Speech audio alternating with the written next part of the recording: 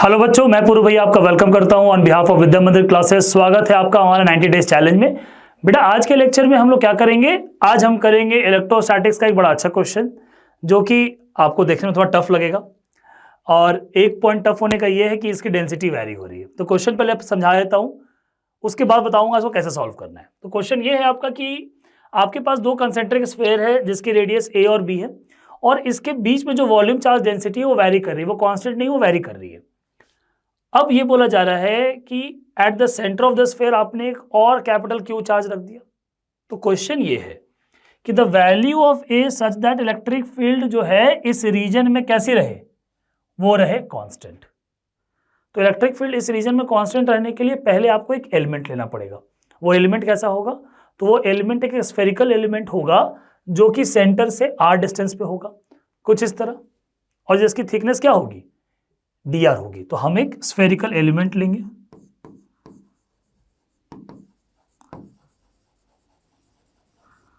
जिसकी रेडियस क्या होगी r, और थिकनेस कैसा रहेगा, वो रहेगा dr।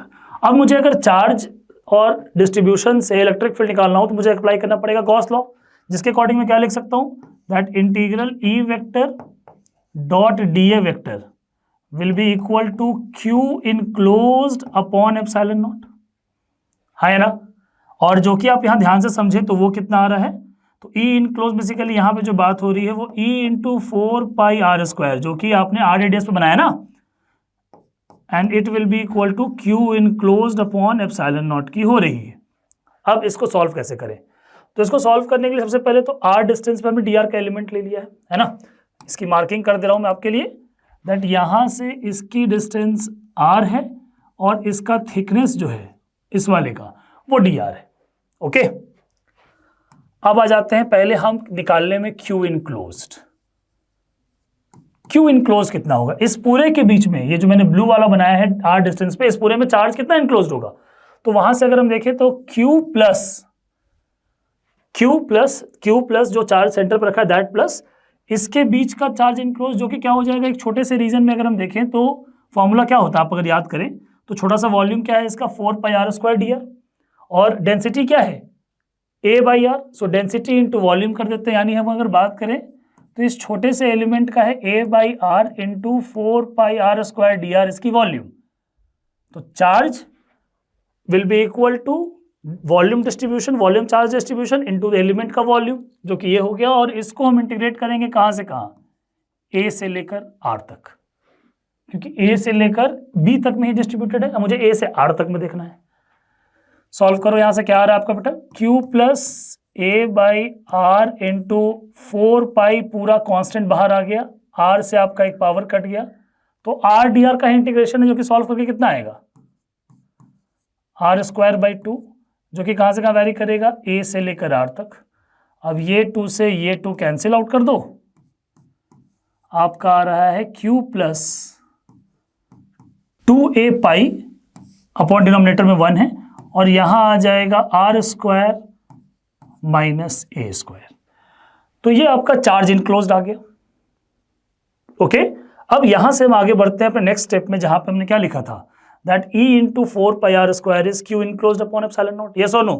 तो यहां से हम क्या लिख सकते हैं, E को लिख सकते हैं 1/4πr² epsilon naught into Q enclosed, yes or no, 1/4πr² epsilon naught into Q enclosed, और Q enclosed की वैल्यू कितनी है, तो इट इज Q प्लस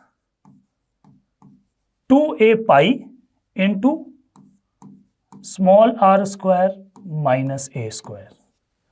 थोड़ा सा और एक्सपैंड करते हैं चीजों को, तो मैं एप्सिलॉन जो r² वाला टर्म है उसको अंदर भेज देता हूं, क्योंकि देखो मेरा आंसर जो है ना वो कांस्टेंट आना चाहिए। इलेक्ट्रिक आपसे स्टेटमेंट में क्या बोला है कि the value of A such that electric field in the region जो स्फीयर के बीच में वो कांस्टेंट होना चाहिए, मतलब मेरी जो ये वैल्यू है वो कांस्टेंट आनी चाहिए, वो r पे डिपेंडेंट नहीं होना चाहिए, है ना।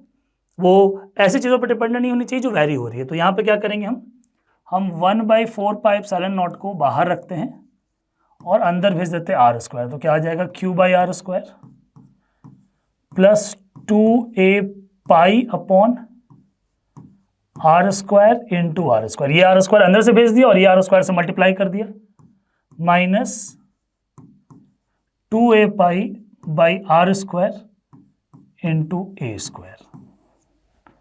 यस और नो?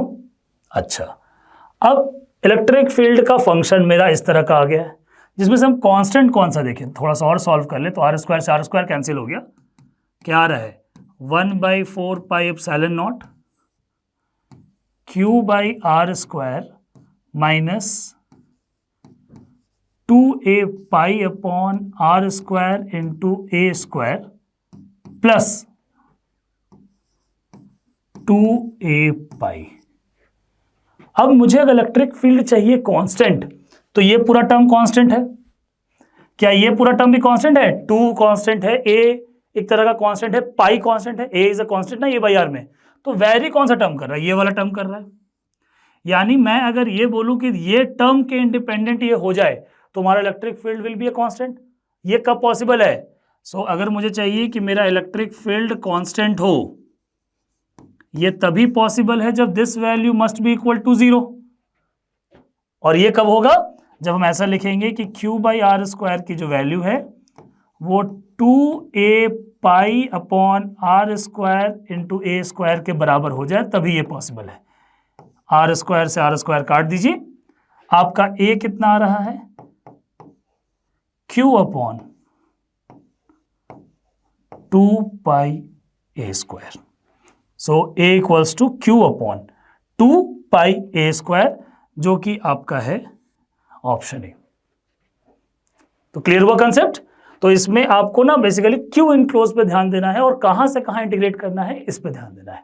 तो ऐसे ही क्वेश्चन के लिए बच्चों हमारे साथ बने रहिए, हमारे चैनल को लाइक करिए, कमेंट कीजिए, सब्सक्राइब कीजिए, अपने दोस्तों को भी बताइए और बिल्कुल हमारे साथ पैरेलल बैठ के सॉल्व कीजिए। इससे आपका नॉलेज बहुत अच्छी तरह से ग्रो करेगा। तो आज के लिए इतना ही। थैंक यू बच्चों।